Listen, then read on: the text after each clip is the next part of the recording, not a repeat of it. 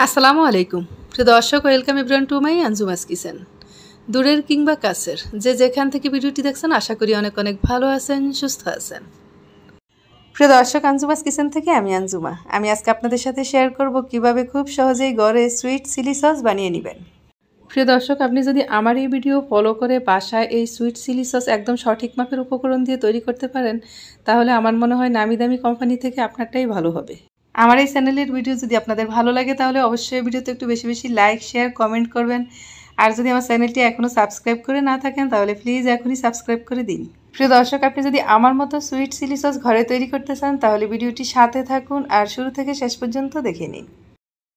শুরুতেই চুলায় একটি প্যান বসিয়ে দিলাম আর প্যানে মেজারমেন্ট কাপে 2 কাপ পরিমাণ নর্মাল পানি দিয়ে দিলাম। সাথে দিয়ে দিব 6টি শুকনো লাল মরিচ। এবার 4 থেকে 5 মিনিটের মতো জাল করে নিব। আপনারা যদি হাতের কাছে চিলি ফ্লেক্স থাকে তাহলে ওটা দিয়েও বানিয়ে নিতে পারবেন, আবার এভাবেও বানিয়ে নেওয়া যায়। এবার চুলা থেকে নামিয়ে ঠান্ডা করে নিব আর ঠান্ডা হওয়ার পর ব্লেন্ড করে নিব। 4 থেকে 5 মিনিট জাল করার পর কিন্তু এখানে পানি অনেকটাই কমে গেছে। আমার এখানে 1 কাপের থেকে কিছুটা বেশি হবে পানি। এখানে আমি প্রায় 1.5 কাপ হবে না, 1 কাপের থেকে কিছুটা বেশি। এর সাথে আমি দিয়ে দিব হাফ কাপ পরিমাণ চিনি। এর সাথে দিয়ে দিব হাফ কাপ পরিমাণ ভিনেগার। হাফ কাপের থেকে একটু বেশি দিব, আমার এখানে পানির পরিমাণ যেহেতু একটু বেশি, হাফ কাপের থেকে একটু বেশি ভিনেগার দিয়ে দিব। 2 চা চামচ পরিমাণ রসুন। রসুন কিন্তু একদম দানা দানা করে কাটা, একদম ছোট ছোট দানার মতো করে কেটে নিয়েছি।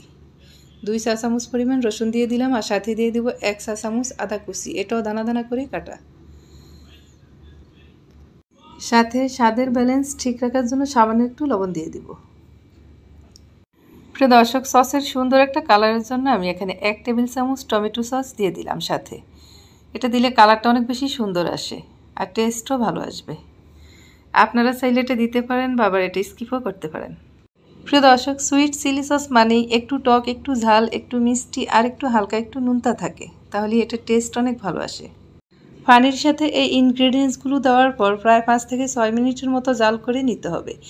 আমরা অল্প জাল দিয়ে যে কোনো খাবারই রান্না করলে দেখা যায় টেস্ট ভালো আসে না বা বেশিক্ষণ ভালোও থাকে না। এই ইনগ্রেডিয়েন্টসগুলো দেওয়ার পর প্রায় 5 থেকে 6 মিনিটের মতো পানিটা জাল করে নিতে হবে। এবার সাথে দিয়ে দেবো কর্নফ্লাওয়ার।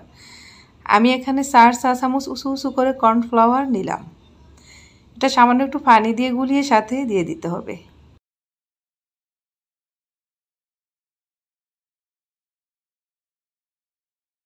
কর্নফ্লাওয়ারের সাথে সামান্য নর্মাল পানি দিয়ে এভাবে করে মিশিয়ে নিতে হবে। একটু ভালো করে মিশিয়ে নিতে হবে যাতে দলা পেকে না থাকে।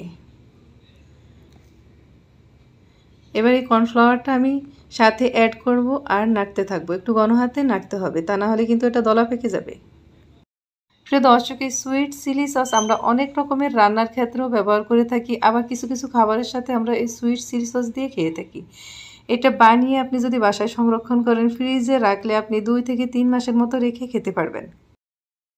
প্রিয় দর্শক, এই সুইট চিলি সস সংরক্ষণের ক্ষেত্রে আপনাকে একটু সাবধানতা অবলম্বন করতে হবে। প্রথমত এই সুইট চিলি সস ভালো করে ঠান্ডা করে নিতে হবে। দ্বিতীয়ত আপনি যেই বয়ামে সংরক্ষণ করবেন ওই বয়াম ফুটন্ত গরম পানিতে জীবাণুনাশক করে ধুয়ে নেবেন। এরপর টাটকা রোদে শুকিয়ে নেবেন।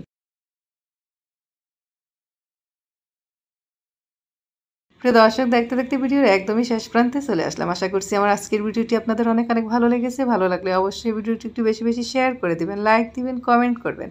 ভালো থাকবেন সবাই। আল্লাহ হাফেজ।